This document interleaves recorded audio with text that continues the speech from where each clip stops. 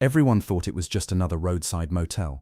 But the owner, Frank, was documenting suspicious activity that terrified him. Vehicle rotation patterns, cash-only transactions, late-night transfers. These reminded him of intelligence reports he'd analyzed decades ago. When his motel became a criminal hub, this quiet man was about to reveal very different analytical skills. From which city in the world are you watching this story today? If stories like this move you, consider subscribing to Unseen Legends for more tales of quiet heroes walking among us. Tuesday evening, 8:45 p.m., the Desert Rose Motel sat quietly along Interstate 40 in Barstow, California, its neon sign flickering against the darkening sky. Frank Kowalski, 66 years old, was finishing his evening rounds, checking the ice machines and ensuring his guests were comfortable. With his flannel shirt, friendly demeanor, and careful attention to detail, he looked like the archetypal small-town motel owner. He had been running this modest establishment for 12 years, and to most travelers, he was just another helpful face along America's highways. Nobody knew Frank's past. To guests, he was simply the reliable proprietor who kept clean rooms, offered local dining recommendations, and always had a pot of coffee brewing in the office. No one knew that between 1978 and 2008, he had served as a senior intelligence analyst for the Drug Enforcement Administration, specializing in tracking international criminal organizations and their operational patterns. But over the past 3 weeks, Frank had been noticing patterns that triggered his old analytical instincts. It started with seemingly innocent details. Room 2117 had been occupied by different groups every few days, but they all paid cash, registered under obvious aliases, and followed identical behavioral patterns.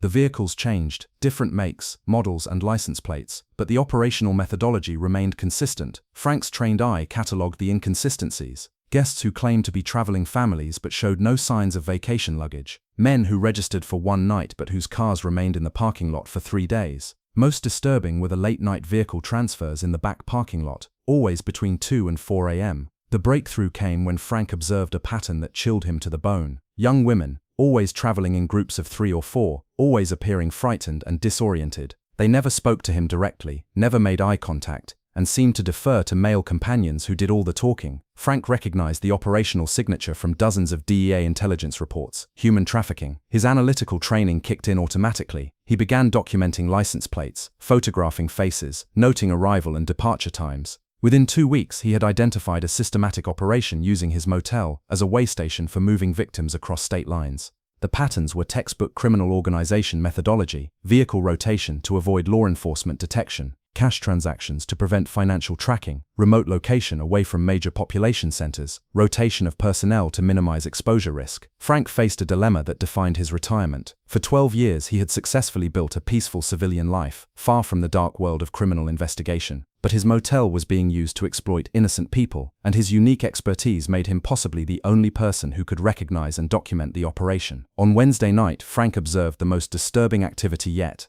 3 vehicles arrived within a 30-minute window, each carrying groups of young women who appeared to be in distress. The operational coordination was sophisticated. Different arrival times, different registration procedures, but clearly part of a single organized effort. Frank made his decision. At 6 a.m. Thursday morning, he called the FBI. FBI Los Angeles Field Office. How may I help you? I need to report suspected human trafficking operations. I have documentation of systematic criminal activity. Sir, what's your background for making this assessment? Frank hesitated. Revealing his DEA background meant exposing the quiet retirement he'd carefully constructed. Former DEA intelligence analyst.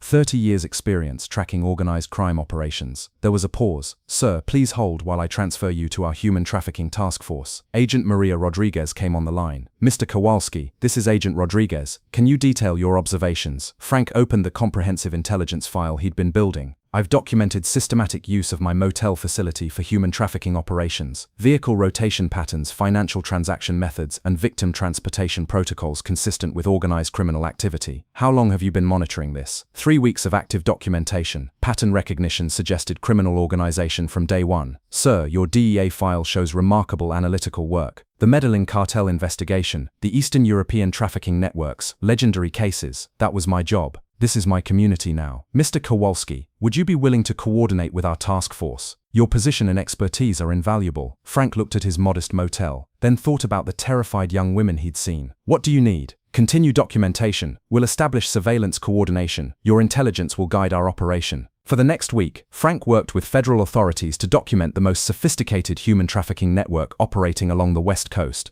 His motel had been chosen as a critical waystation in a multi-state operation, moving victims from Mexico to major metropolitan areas. The operation's scope was staggering. Frank's analysis revealed connections to organized crime groups in Los Angeles, Las Vegas, and Phoenix. The network was processing over 50 victims per month through carefully coordinated transportation routes. Mr. Kowalski, Agent Rodriguez explained during a briefing, "Your analytical work has identified the entire operational structure. We've been hunting this network for 2 years. Pattern analysis is pattern analysis. Location doesn't matter. Your 20 years tracking cartels prepared you for this. Different criminals, same methodologies." The FBI operation, coordinated from Frank's motel office, resulted in the arrest of 37 traffickers and the rescue of 63 victims. Frank's intelligence documentation provided the evidence necessary for federal prosecution. "Sir," Agent Rodriguez said after the arrests, "you've dismantled one of the largest trafficking operations in the Southwest. I protected my community and those young women. You did much more. Would you consider consulting for us? Your analytical skills are extraordinary." Frank considered the offer. "Part-time perhaps, but I won't leave the motel. Why not pursue a larger role? Because this is where I belong now. I spent 30 years hunting criminals in offices and conference rooms. Here, I can protect people directly while offering them a safe place to rest." When news of the trafficking bust broke, Frank's community was amazed to learn their quiet motel owner had been the key intelligence source.